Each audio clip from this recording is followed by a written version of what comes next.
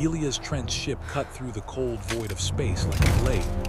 The Frontier Patrol cruiser Ardent Hawk hummed with life around it. Outside the viewport, stars stretched endlessly, bright points in the dark sea. He had flown this route hundreds of times, patrolling the edge of human-explored space, where no one truly owned the stars, but everyone wanted them.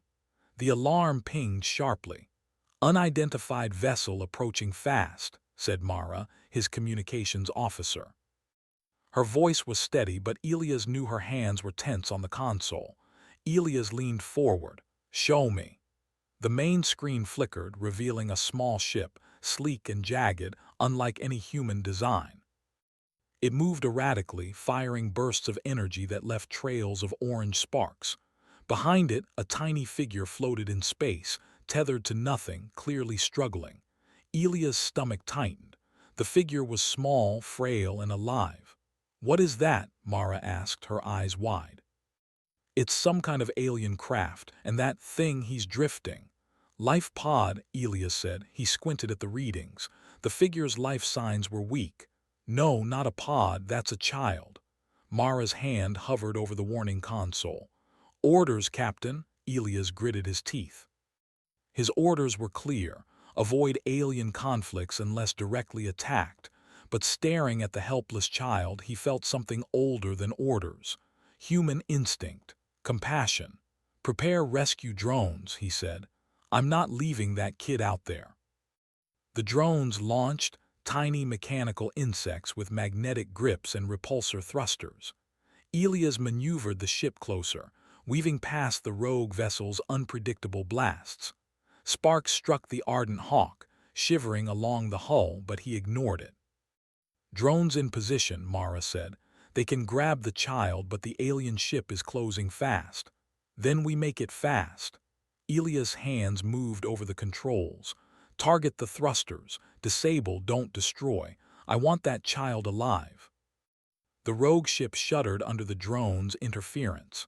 Small explosions ripped along its hull, but Elias kept them precise, guiding the drones like a conductor leading a symphony. The child floated closer. Its skin shimmered faintly, a pale green glow pulsing in rhythm with shallow breaths. Its head was disproportionately large, with wide eyes reflecting starlight. Small tendrils of hair, or something like hair, floated around its face. The child looked terrified but oddly aware, staring straight at Elias. "Got him," Mara said. "Beginning retrieval." The drones latched onto the child, and a magnetic beam pulled him safely into the ship's bay. Elias exhaled. "Status: alive, conscious." "Shivering but alive," Mara said. I've never seen anything like this." Elias walked to the bay. The child's eyes followed him, curious but wary. He knelt and spoke softly. "Hey there, you're safe now." The child tilted its head, almost as if trying to understand. Then, without warning, it emitted a soft, musical hum. The sound was pure and resonant, vibrating through the metal floor. Elias froze. "What was that?" Mara whispered.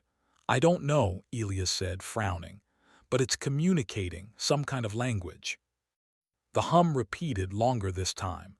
Elias listened carefully, feeling the strange tones twist around his mind. Then he realized something. The child was calling his name. Elias, it hummed, or something very close. Elias felt a chill. How does it know my name? A sudden warning flashed on the main screen. More ships faster, converging. Mara gasped. "Captain, more incoming. They're chasing the child." Elias cursed. "Enemy forces, definitely not human. Prepare for evasive maneuvers." He grabbed the controls, weaving the Ardent Hawk through asteroid debris like a dancer. Energy blasts screamed past, leaving trails of light in the void. The child whimpered softly, and Elias' heart ached. "Hang on, kid. We're not giving up." "Not now, not ever."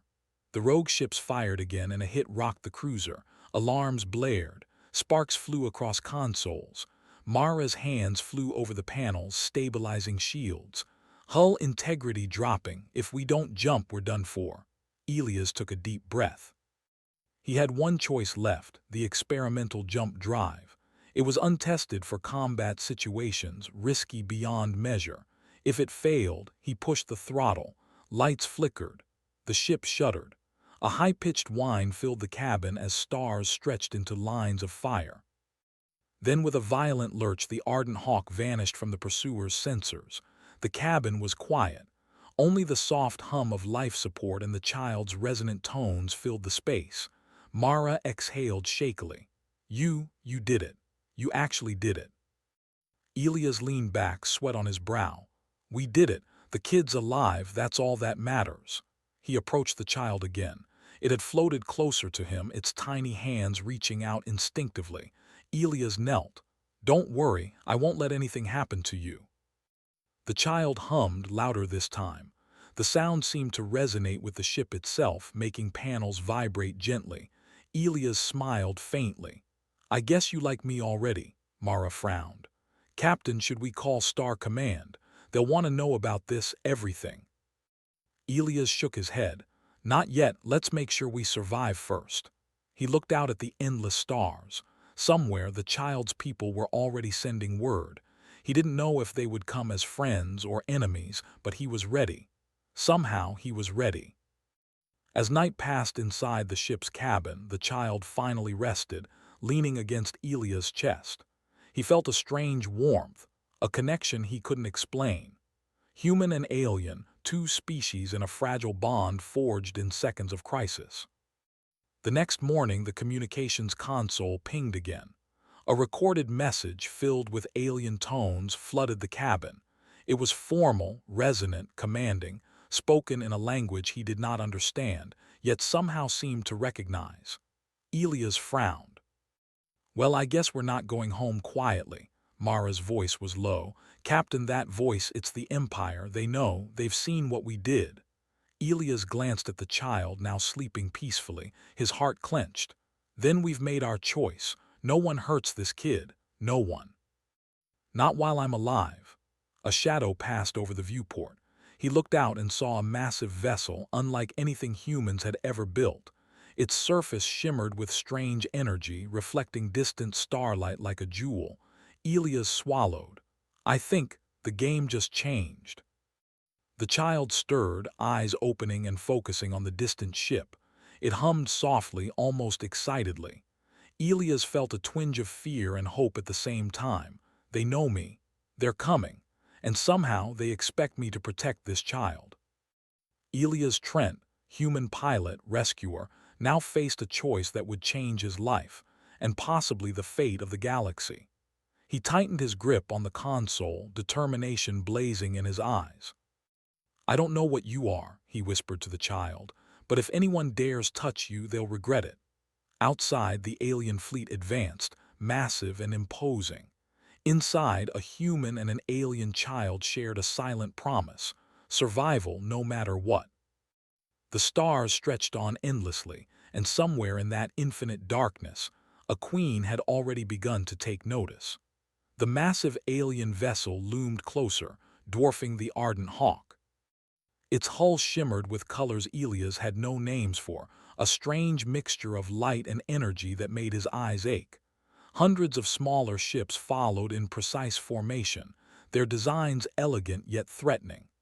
"Captain," Mara whispered, her voice tight. "That's a command vessel, that's no ordinary fleet." Elias' jaw tightened. He had expected pursuit, but not this. Not an entire alien capital moving through the void. He looked down at the child, sleeping peacefully against his chest, unaware of the storm coming. "We need to hail them," he said. "Try to establish communication, calm them somehow." Mara's fingers flew over the console. The alien message from before had no human translation. Elias tried a simple broadcast. "We mean no harm. The child is safe. I am the rescuer." For a moment nothing happened. Then the void shimmered and a voice filled the cabin, rich, resonant, commanding. It was the same voice from the message, but amplified and clearer, speaking a language that twisted Elias' mind with its alien tones. "I am Queen Lyris of the Viridari Empire," the voice said. "You have touched what belongs to me. You have crossed into my domain and rescued my child. State your intent." Elias swallowed. I saved a life, that's all. A pause. Then the voice spoke again, slower, as if tasting each word. You are human, you are courageous, you are unusual, you will come to my capital, you will answer for your actions, you will protect the child. Mara's eyes widened. Captain, did she just claim you? Elias rubbed his forehead. Seems like it, and if we refuse, you die, Mara finished. Elias glanced at the child, whose large eyes were now open, staring at the swirling lights of the approaching alien fleet. The child hummed softly, a comforting vibration. Elias felt a strange warmth of hope. Somehow, he had survived worse odds before, and he would survive this too. Prepare docking protocols, he said finally. Let's see what they want. Arrival at the capital, the alien capital, was unlike anything human eyes had seen. The massive ship had opened a docking bay, an enormous chamber filled with floating platforms, energy bridges, and hovering transport pods. Shimmering tendrils of light floated like water in the air, supporting the structures in impossible ways. Elias guided the Ardent Hawk carefully. Mara kept the shield steady, scanning for traps. They were greeted by a squad of alien guards, tall, graceful, and terrifyingly precise. Their skin shimmered with the same strange colors as the fleet, and their eyes glowed softly. You may disembark, a guard said in perfect English, translated by the ship's interface. The Queen awaits.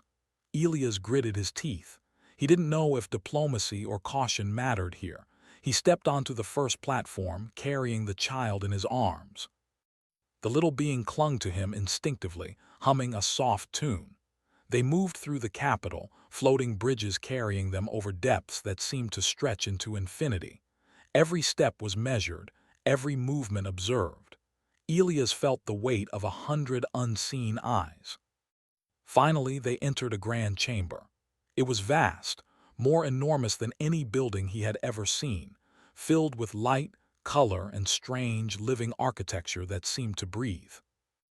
And at the center, seated on a throne made of glowing crystal and flowing energy, was Queen Lyris. She was beautiful, but in a way that made Elias' skin prickle. Her eyes were vast, deep green, shimmering like the child's. Her presence radiated authority. She rose, her movements smooth, almost liquid.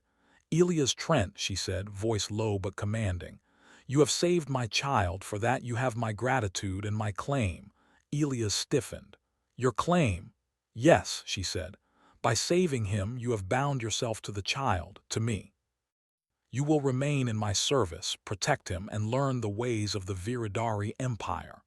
Elias' mind raced. He had dealt with humans before, governments, military chains of command, but this was alien. Political chains heavier than anything he had imagined. I'm just a pilot, he said. I didn't do it for glory, I didn't do it to be claimed. The Queen's gaze did not waver. It is not about glory, it is about strength. You have demonstrated qualities my people have not seen in centuries: courage, empathy, and cunning. Qualities I require in my court. The child stirred in his arms and hummed softly. Elias felt a shiver run down his spine. He had never been involved in politics or alien politics, but somehow he had been thrown into the center of it, understanding the Empire. Over the next hours, Elias was guided through the Empire's inner workings. The Viridari Empire was a galaxy-spanning civilization, elegant but ruthless. Planets orbiting distant stars served as centers of commerce, science, and power. Advisory councils of alien nobles watched every move of the Queen, and rival houses plotted constantly. Elias realized quickly that this was more than diplomacy. The child he had saved was not ordinary. The child, called Lyran by the Viridari, was the last of a rare lineage, capable of perceiving events before they happened, manipulating energy subtly, and influencing weaker minds. Protecting him was a matter of life and death, not just for the child, but for the Empire itself. You must learn our ways, said an advisor, his tone cold and precise. Do not underestimate them. The child is a living symbol. Anyone who touches him gains power or dies trying. Elias nodded slowly. Then I'll keep him alive. That's all I care about. He spent the day navigating alien etiquette, learning basic Viridari customs, and trying not to offend the numerous nobles who stared at him with suspicion. Every mistake could be fatal, every word measured. Yet he persisted, relying on human intuition and logic to survive. A test of courage, the queen invited him to dinner in the evening, a floating table surrounded by lights that shifted color with the child's hum. It was a test, Elias realized. Every noble was watching, waiting for him to slip. Elias Trent, Queen Lyris said, you have a choice. You may serve me freely, learning our ways and protecting Lyran, or you may refuse and be sent back to your people, unprotected. Elias considered his options. Returning home was impossible. Human law could not protect him from an entire alien empire's wrath. Serving was dangerous, but it gave him a chance to protect Lyran. I will serve, he said finally, meeting her gaze. Not for glory, not for power. I serve to keep the child safe. The chamber fell silent. Then the queen nodded slightly, a small smile touching her lips. Good. Few humans understand what that means. Fewer still would choose it willingly. The bond deepens over the next few days. Elias trained in the palace, learning the child's needs and observing the subtle ways Lyran used his abilities. The child seemed to recognize him as more than a protector. He saw Elias as a parent, a guardian, and perhaps even a friend. One evening, as the twin suns of the Viridari system dipped below the horizon, casting the capital in golden light, Lyran floated to Elias and hummed softly. The sound resonated through the room. Elias smiled. Don't worry, kid. I'll figure all this out, together. Lyran responded with a soft glow from his skin, a sign of approval in Viridari culture. Elias laughed quietly. I don't know if that's good or bad, but I'll take it. Mara watched from the console. Captain, you're amazing. You've handled them better than anyone could expect. Elias shrugged. I'm just human. That's all we do, adapt, survive, protect what matters. He didn't yet understand the full consequences of his actions. He didn't know the political storms about to hit, the rival houses plotting against him, or the cosmic events Lyran's abilities had hinted at. But for the first time, he felt a strange sense of belonging in an alien world. He wasn't alone. And as long as he had Lyran by his side, he knew he could face whatever came next. Cliffhanger ending high above the capital, unseen sensors detected movement, fleets, spies, and observers from distant systems. They had heard of the human who dared save a Viridari child. They were curious, cautious, and dangerous. Elias Trent, simple pilot turned protector, had entered a game he did not yet understand. But one thing was certain. Humanity had made its first mark in the Viridari Empire, and the Queen's claim was only the beginning. The stars outside shimmered with possibility and peril. Elias Trent had quickly learned that surviving in the Viridari Empire required more than courage. It required sharp wits, nerves of steel, and a willingness to act when no one else could. The palace, for all its beauty, was a web of intrigue. Every corridor, every chamber seemed alive with watchers, whispers, and hidden agendas. Lyran, the alien child, was never far from his side. The little being's glowing skin pulsed softly in Elias' presence, a subtle indicator of trust, or perhaps recognition. Elias couldn't fully understand the child's abilities yet, but he could feel them, tiny ripples of perception, like static at the edge of his mind. A dangerous lesson. It started with a simple test. The Queen summoned him to a chamber filled with hovering platforms, shimmering with energy. A dozen nobles waited, their expressions neutral but unreadable. You have done well so far, Queen Lyris said. Her voice echoed softly in the chamber.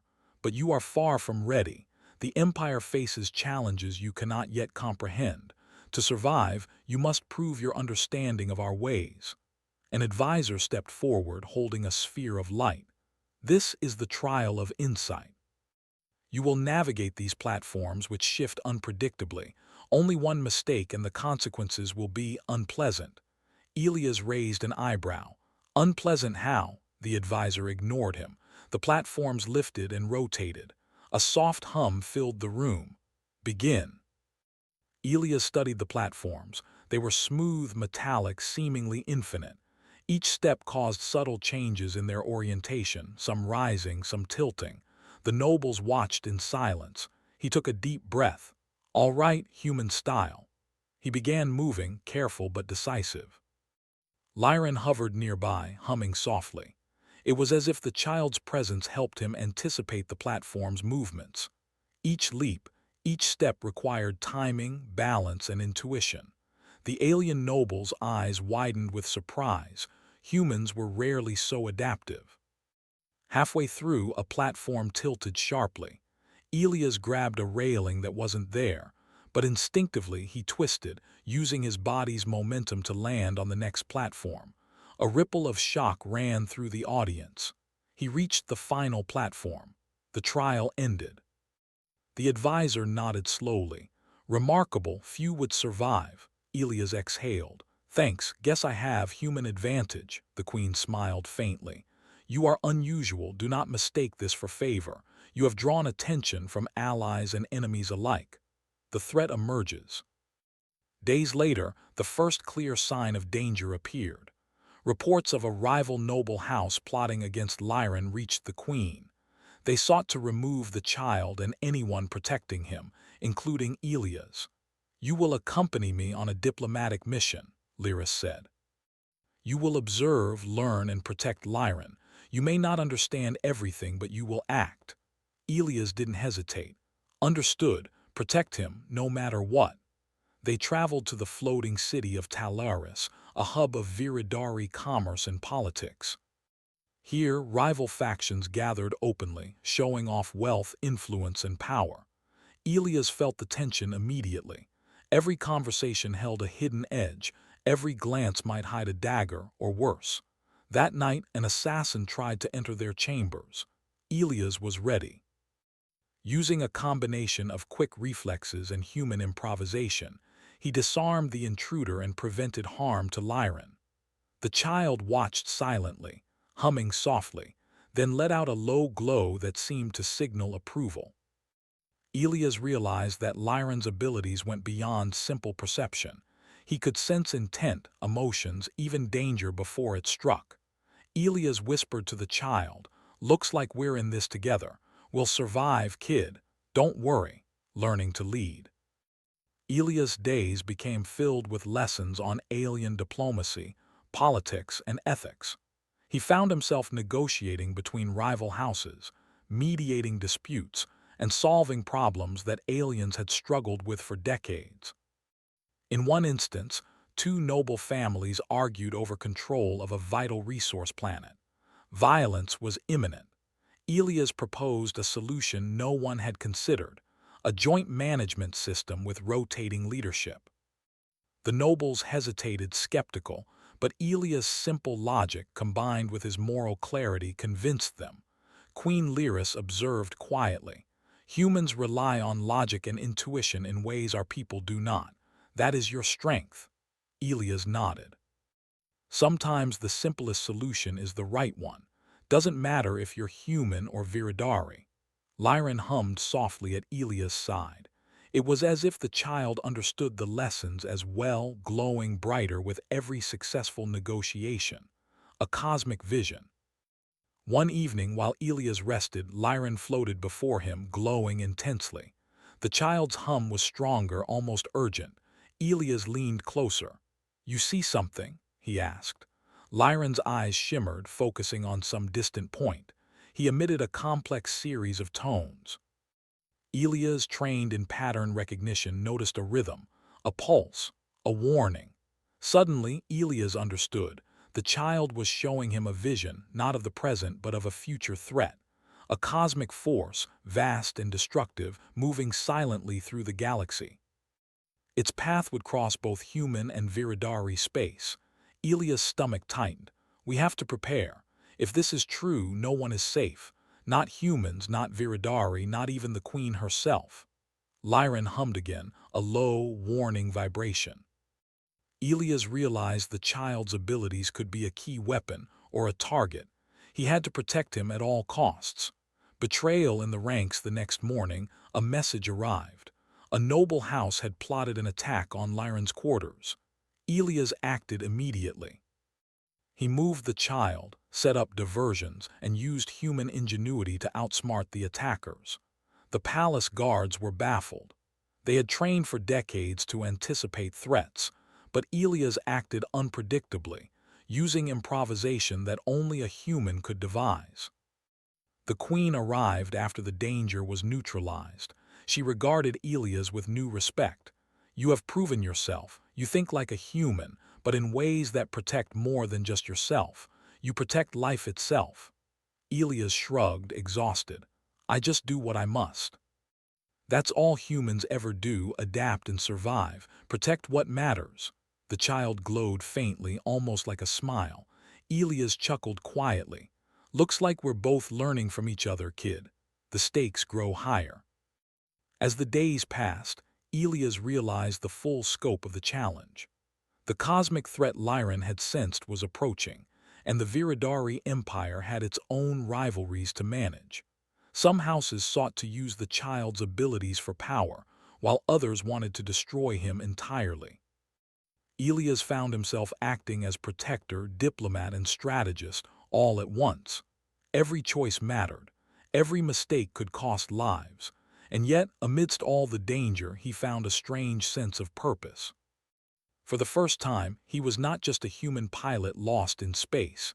He was someone who could make a difference, someone whose courage, morality, and ingenuity mattered in a galaxy far larger than Earth. A moment of calm. One night, Elias stood on a balcony overlooking the Viridari capital. The twin suns set behind distant gas giants, painting the city in gold and violet. Lyran floated beside him, humming softly.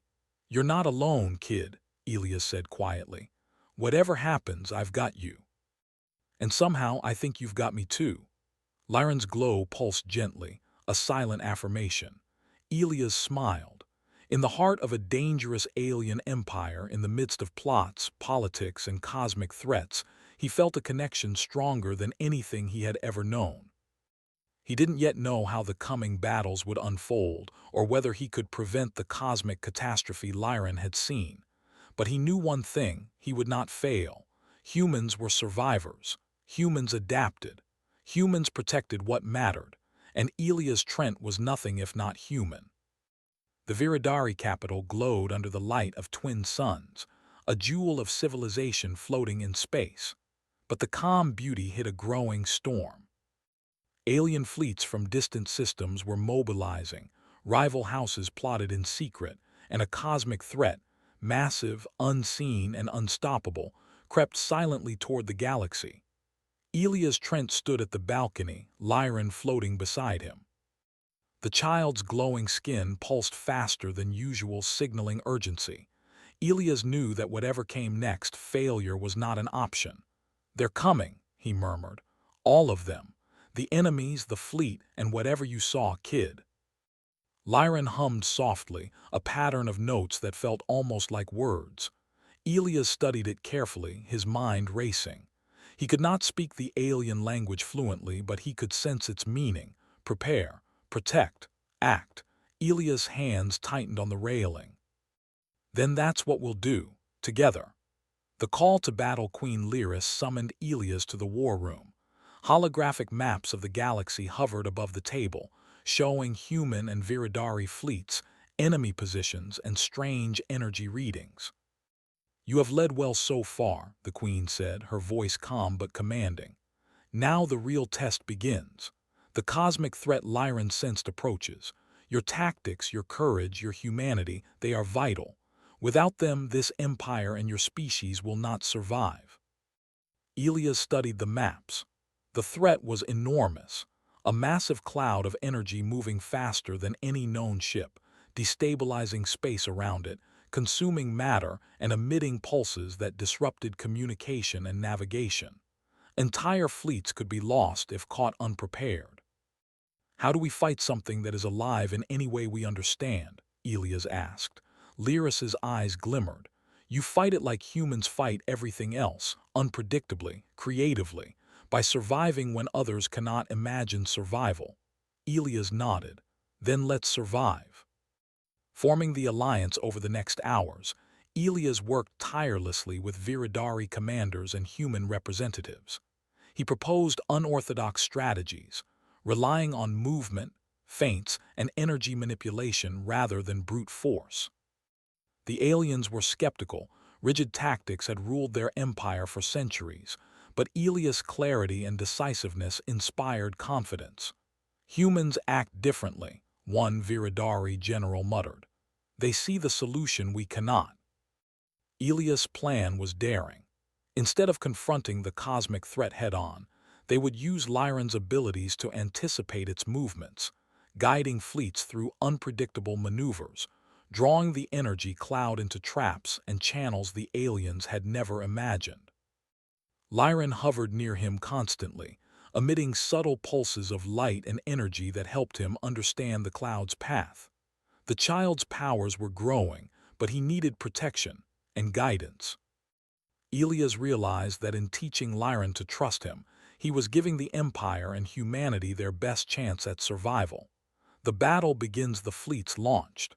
Ships streaked across the void, energy weapons humming, engines blazing. The cosmic cloud advanced, consuming matter in its path. Ships that tried to face it directly disintegrated in bursts of glowing energy. Panic rippled through the ranks, but Elias stayed calm. "Follow my lead," he shouted. "Move with Lyran, trust him, and trust yourselves." Using the child's precognition and Elias' intuition, the combined human Viridari fleet executed complex maneuvers. They split, feinted, and circled the cloud, drawing it toward the traps Elias had devised. The alien commanders were astonished. "No one would think of this," one said. "A human directing the fleet like this." Lyran floated high, glowing, humming, guiding every step. Elias felt the child's energy resonate with his own resolve. Together they were something more than human, more than Viridari, a force of adaptability, courage, and moral clarity. The turning point, the cosmic cloud roared, destabilizing the battlefield. Several ships were lost. Elias watched as debris spun through space. He knew they were close to failure. "Keep calm," he shouted. "Focus. Use the channels. Draw it into the corridor." The corridor was a narrow passage of asteroids and energy fields Elias had calculated. The cloud hesitated, confused by the unpredictable movements of the fleet. Lyran's glow intensified, guiding them precisely. Elias took a deep breath.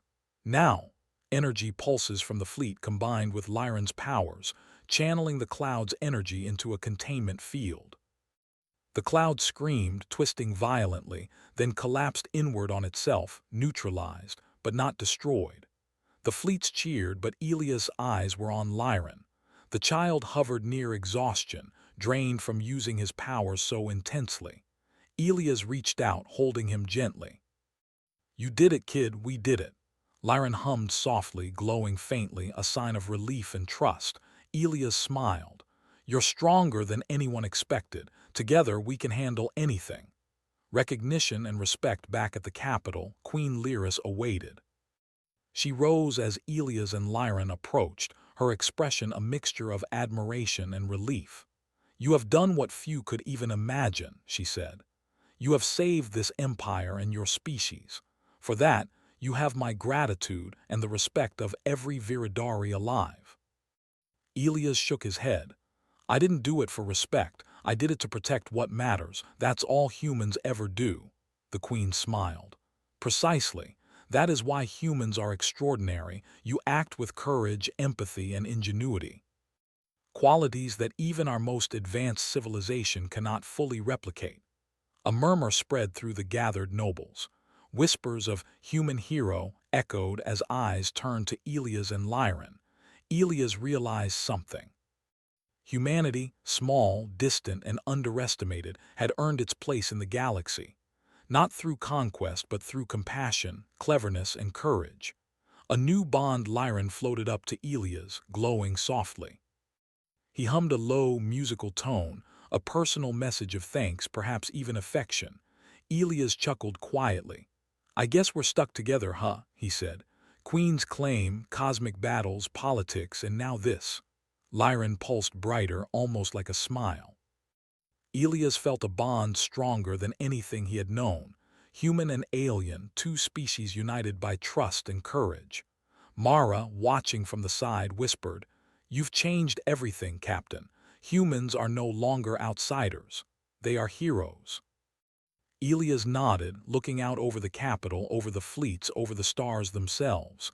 "We just did what humans do best: survive, protect, adapt. That's enough to change a galaxy. The future beckons. The cosmic threat was neutralized but not destroyed."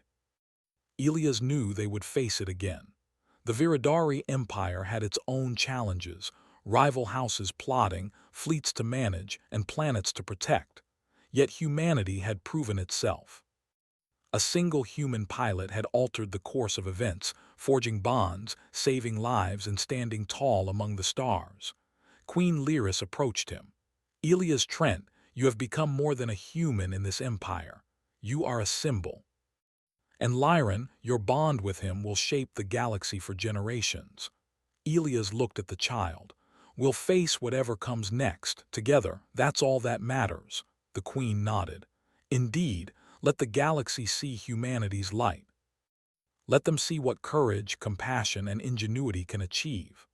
Outside, the stars stretched endlessly, a canvas of possibilities. Fleets of humans and Viridari sailed among them, united against the unknown. Elias Trent, once a simple pilot on the frontier, had become a legend, not by conquering, not by destroying, but by saving a life, standing firm and proving the best of humanity. The galaxy had witnessed the human spirit, and it would never underestimate it again.